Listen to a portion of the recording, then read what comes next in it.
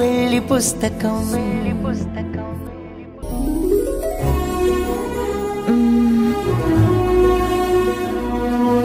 వద్దులే, ఈ ప్లేస్ అయితే బాగా దూరం అవుతుంది.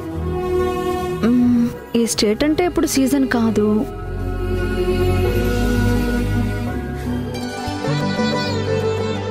ఒకటి, 2, 3. నాకు తెలిసి 3 బెస్ట్ ఆప్షన్స్.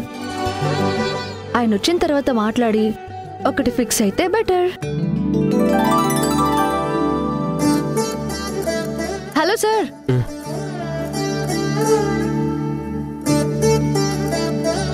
నేనేమో మీకు పని తగ్గించడానికి కష్టపడుతుంటే మీరేమో పట్టించుకోకుండా వెళ్ళిపోతున్నారు.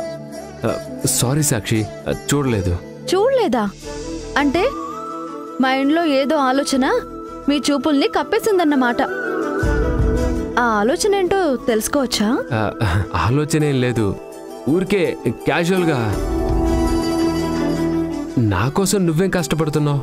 అంటే మీకోసమని కాదు, మన కోసం. నేను మాత్రం మొత్తం ఇంటర్నెట్, సోషల్ మీడియా అన్నీ బాగా చూసి 3 ప్లేసెస్ ఫిక్స్ అయ్యాను. వాటిల్లో ఏది బెస్టో మీరే ఫైనల్ చేయాలి. దేనికి? మన హనీమూన్కి. రండి, మీకు చూపిస్తాను. కూర్చోండి.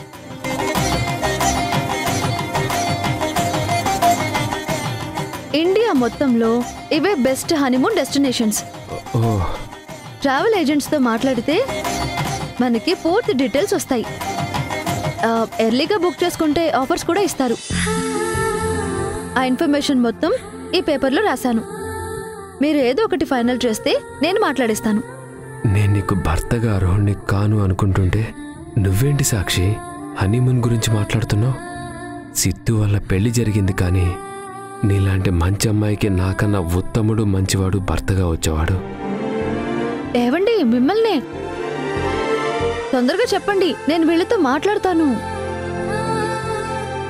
మీరు ఇలా ఆలోచనలతో ఆలస్యం చేసే కొద్దీ మా అమ్మ, ఆంటీ ఇద్దరు నన్ను క్వశ్చన్స్ వేసి చంపుతారు. సమాధానం లేని ప్రశ్నలతో టార్చర్ పెడతారు. మనకి పెళ్లి చేసింది సిద్ధు అయితే మీ అత్తయ్యలిద్దరూ అంతకు మించి హడావిడి చేస్తున్నారు. తొందరగా ఏదో ఒకటి ఫిక్స్ అయితే ప్రోగ్రామ్ పర్ఫెక్ట్ గా ప్లాన్ చేసుకోవచ్చు. అది నాకు కొంచెం వర్క్ ఉంది. ఆఫీస్లో క్లయింట్ మీటింగ్, బోర్డ్ మెంబర్స్తో డిస్కషన్స్ అన్నీ చూసుకొని నేను అప్పుడు డేట్ ఫిక్స్ చేస్తాను.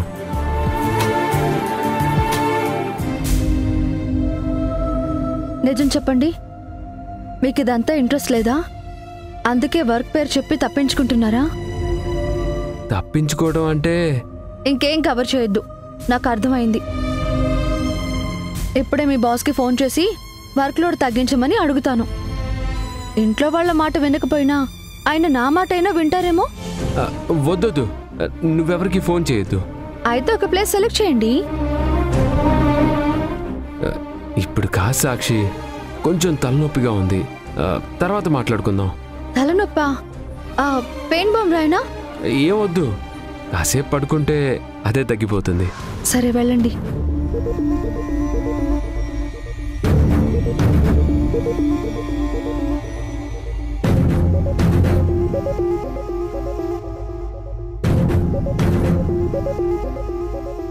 ఆల్రెడీ పెళ్ళై కొడుకున్న నేను నీ మెడలో తాలి కట్టినందుకే తప్పు చేసినట్టు ఫీల్ అవుతున్నాను. నా మనసులో బాధని, బయటపడలేని ఆలోచనని నీకెలా చెప్పాలో, ఎలా చెప్తే అర్థం చేసుకుంటావో నాకు తెలియటం లేదు.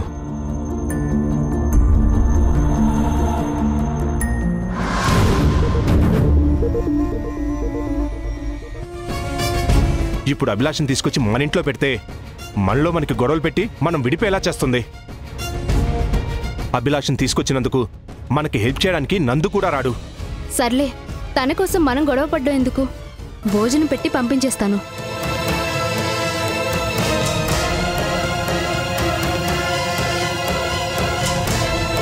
అభి, అభి, అభి.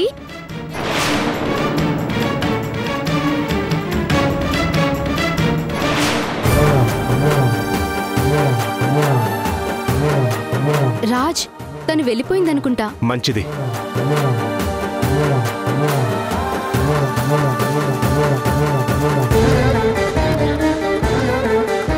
అభిలాషని తీసుకొచ్చి మన ఇంట్లో పెడితే మనలో మనకి గొడవలు పెట్టి మనం విడిపోయేలా చేస్తుంది.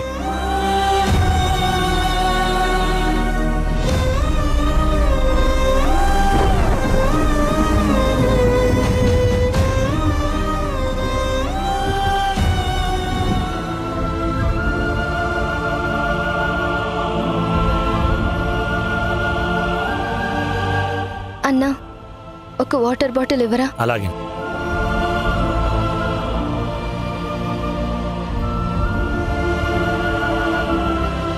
ఎంత? 20 రూపీస్.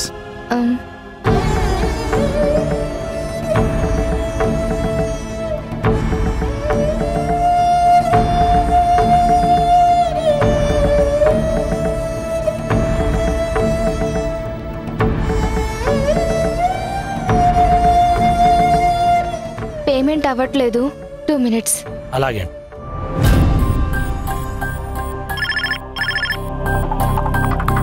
హలో, నేను అభిలాషని మాట్లాడుతున్నాను. చెప్పండి మేడం. నా అకౌంట్ బ్లాక్ అయినట్టు, అసలు డబ్బులు లేనట్టు చూపిస్తుంది. అవును మేడం. కళ్యాణ్ గారి ప్రాపర్టీ, షేర్లు, బ్యాంక్ బ్యాలెన్స్లు అన్నీ హారిక మేడం పేరు మీద ట్రాన్స్ఫర్ అయ్యాయి. అందుకే మీ అకౌంట్ ఇన్యాక్టివేట్ అయింది. సడన్ గా ఏంటండి ఇది?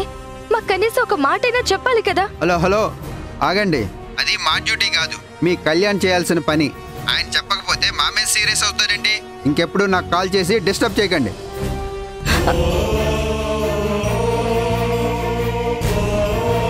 మేడం, ఫ్రూట్స్ తీసుకొచ్చాను.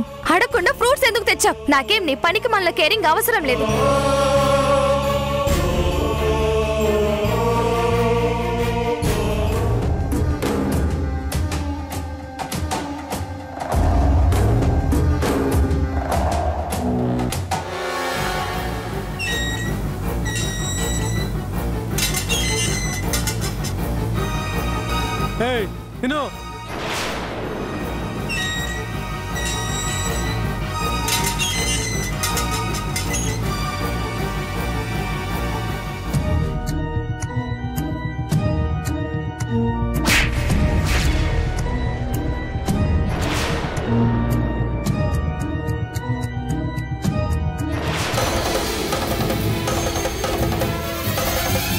నిహారిక, నిన్ను వదిలిపెట్టను.